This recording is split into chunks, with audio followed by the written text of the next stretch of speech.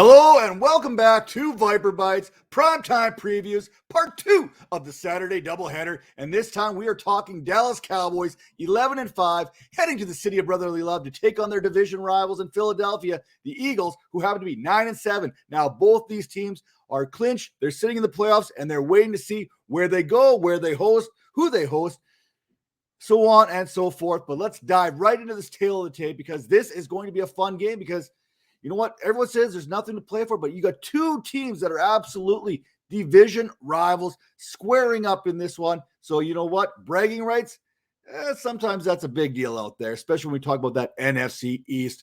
Now, Dak Prescott and the Dallas Cowboys here.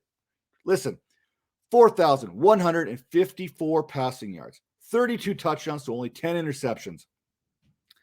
Pretty solid season for Dak Prescott. Now, bad Dak, he was back again last week against the Cardinals.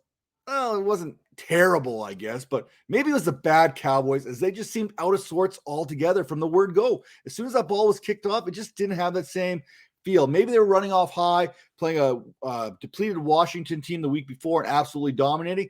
Then maybe that hangover kind of carried over, but, you know, besides being a division showdown, neither team really could do much more here with a win or a loss. We talked about this. It's all about bragging rights in this game. We know the Cowboys will be hosting a wild card game. They are the division champs from the NFC East, but we aren't entirely sure who it will be against. A win against the Eagles could help the Cowboys avoid the Cardinals, which we've seen how that matched up last week. But then again, the Cardinals' fate relies on them winning and San Francisco beating the Rams and all other kinds of fun stuff happening here. Again, on week 18, things are going to get freaky. Now, Prescott went 3 straight games with less than 13 fantasy points before taking on a Washington team in week 16 and throwing for 330 yards and 4 scores. Then last week happened. It's not like I said, it's not like it was it doesn't sound bad. He still tossed 3 touchdowns, but the Cardinals limited him to 24 of 38 passing for only 226 yards. That's not the good Dak that we want to see. Now, Ezekiel Elliott, he comes into this one 85 rushing yards short of 1,000 on the season. And I'd love to tell you he's going to get it this week. But listen, he hasn't had an 85-yard rushing performance since week 5 against the Giants. And again, the last time he faced the Eagles back in week 3, he had 95 yards rushing, 2 touchdowns, and had 21 more yards on 3 receptions. But it's been a while since Dak produced. Now, Pollard, 719 rushing yards this year to go along with 337 yards in the passing game. We talked about Elliott not having an 85-yard in a single game since week 5. Well, the truth be told, he hasn't had more than 55 yards since week number 6. And Pollard, to his credit, has 3 games of 70 or more rushing yards since week 5, 75-yard performance against the Giants. Now, not only did Elliott perform against the Eagles in week 5, but it was Pollard as well who had 60 yards on 11 carries in that contest. So I don't know if are we going to see Elliott and Pollard from the Eagles game back in week 3, or are we going to see the trend that Elliott's been producing ever since week number 5? I'm betting on the trend that we've been seeing recently for Elliott, in which he's been struggling. I would not be surprised if he sits under 70 yards rushing in this game. Pollard gets a little bit more run. I think he outperforms Elliott in this one. Now, as far as wide receivers are concerned, CeeDee Lamb is one of 21 catchers to record 1,000 yards in 17 games this year. His 1,057 yards so far ranks 16th, while his 77 receptions ranks 22nd. As for fantasy, it's been a tougher season for Lamb, who finished as the wide receiver 15. Hey, I had high hopes. I'll say it out there. I thought he was going to have a top 5 finish this year. I was wrong, but hey, I'm not alone. I know that for a fact. Now, it's been a weird year for this Cowboys offense in general. One week, they look like they're the best unit in the game. The next, not so much. Now, Philly kept Lamb in check back in week 3, holding him to 9.5 fantasy points, along with 66 yards on 3 targets. Now, those 3 targets were interesting, as the previous 2 games, Lamb had 15 targets and 9 targets. So there's a considerable drop-off against this Eagles team that we think is vulnerable in the secondary. Lamb has not recorded a 100-yard game since week number 8 and has recorded 50 to 70 yards in each of the last 4 contests. Now, it'll be Cedric Wilson who will be lining up in 3 receiver sets along with Lamb and Amari Cooper from here on out. Michael Gallup tore an ACL on that touchdown grab against the Cardinals last week. It's a bigger blow than most people are saying right now because you've still got Cooper, you've still got Lamb, but Michael Gallup was playing incredibly well. Now, Wilson has produced when given the opportunity to do so. When Lamb and Cooper both sat out on Thanksgiving, Wilson went off against the Raiders for 104 yards, 7 receptions. And then after Gallup went down, Wilson did see an uptick in volume there as far as production is concerned. I think he finished with 6 targets there in that game against Arizona last week. And one of those resulted in 6 points for the Cowboys. Cooper, he leads his Cowboys in receiving touchdowns with 8, 2 more than both Dalton Schultz and CeeDee Lamb. Now, after the start of the season with 139 yards against the Buccaneers, Cooper went 5 more games before recording another 100-yard games, which also happened to be his last 100-yard game of the season. In that 5-game period was a 3-catch, 26-yard performance against this very same Eagles defense. Now, who do I look to be the big production guy here in this game? I know a lot of people want to say Cooper. I know a lot of people want to say Lamb. How about Dalton Schultz, who has been the surprise tight end of 2021?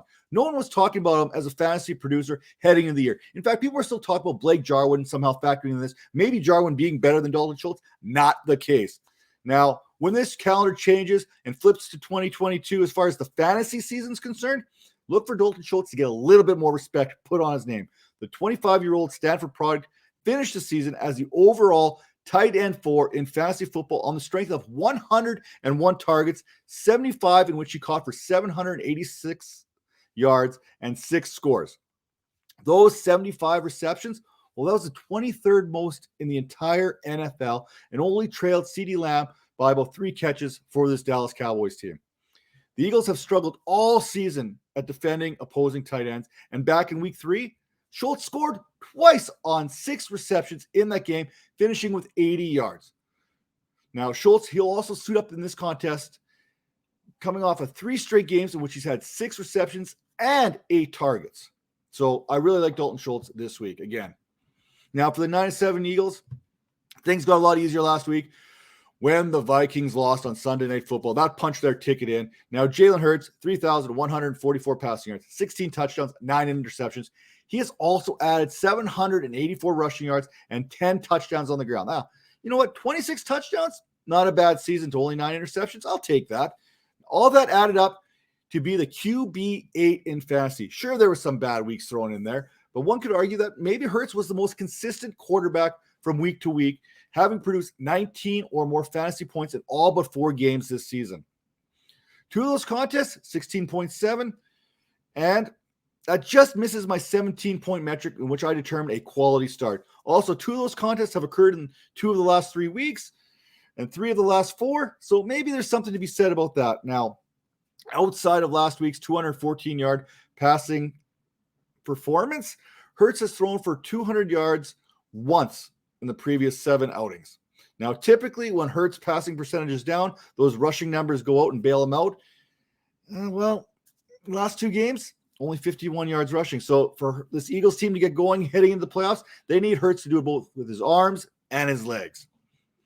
Now, when we talk about the running game, there has been that commitment from the Eagles to run the ball. Whether that was Miles Sanders, Boston Scott, Jordan Howard, Kenneth Gainwell. No, it was never Kenneth Gainwell. Who are we kidding?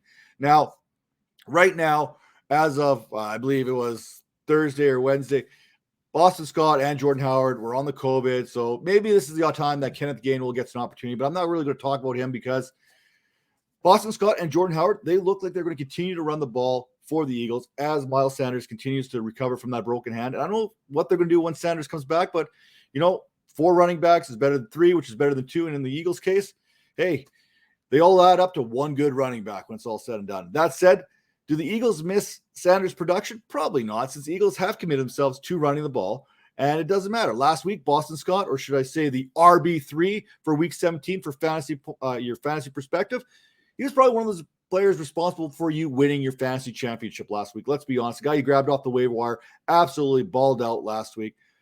Now, look, what did he do last week? Scott found the end zone twice against the Washington football team on 14 carries. He also added 4 receptions to go along with those 14 carries, combining for 86 yards. Something to keep in mind, I really like Boston Scott this week against the Dallas Cowboys. Now, as far as the receivers go, Devonta Smith led the Eagles in receiving this year as a rookie. The former Alabama receiver and Heisman winner has produced 61 receptions on 100 targets and 875 yards through the first 17 weeks of his career. He's also turned 5 of those receptions into touchdowns. Now, when compared to Jamar Chase and Jalen Waddle for fantasy, Smith has been somewhat disappointing. And I use that term very loosely because he was still the wide receiver 30. And for a rookie, that's still pretty solid production. Just compared to what Jamar Chase has done and what Jalen Waddle's done, a little bit of a take back there, especially when you're considering you were the best wide receiver in college football just a season ago. Now, when we look at this, there was only 3 games this season in which Smith didn't command at least 5 targets, and he's done so now in 3 straight games. Early in the season, against this matchup, Trevin Diggs, Cowboys, Smith was held to 28 yards on just 3 catches. One of those games in which he was held under where the expectation of him would have been. Now, Dallas Goddard, he sits right behind Zach Ertz when it comes to fantasy points this season, which is somewhat ironic if you ask me, being traded and still finishing atop. But you know what? That's neither here nor there. And again, it's by like 0.3 fantasy points or something. So, and technically Goddard does average more per game. But you know what? I'm still going to toot up a little bit of Zach Ertz when I get an opportunity to do so. Dallas is going to have to watch with the Giants to find a way to stop him, like they did in week number 16. Dallas, they've struggled a little bit against tight end position, and Dallas Goddard, he's been playing some pretty good football outside of like one game against the Giants. Now, look, in 2 of the last 3 contests, he has had over 100 yards receiving. Dallas Goddard has. Now, back in Dallas, back in week 3, Goddard was splitting targets and catches and everything and opportunities with Ertz, and he finished with 2 catches for 66 yards. Meanwhile, Ertz, 4 catches on 7 targets, 53 yards. So it's definitely a possibility that Goddard goes for 100 here in this contest. Now let's talk about Jalen Reagor, Quez Watkins, Greg Ward. You know what? Yeah, no, we're not going to go there. In fact, we're going to talk about the Sunday Night Football preview you're going to want to tune into here coming up very shortly. So, hey, check out fantasypoints.com. Make sure to check out the Vipers Network. Hit that subscribe button. Give the thumbs up. Do what you got to do. But make sure you are tuning in for these primetime previews moving forward because we got plenty of good stuff coming your way. See you next time.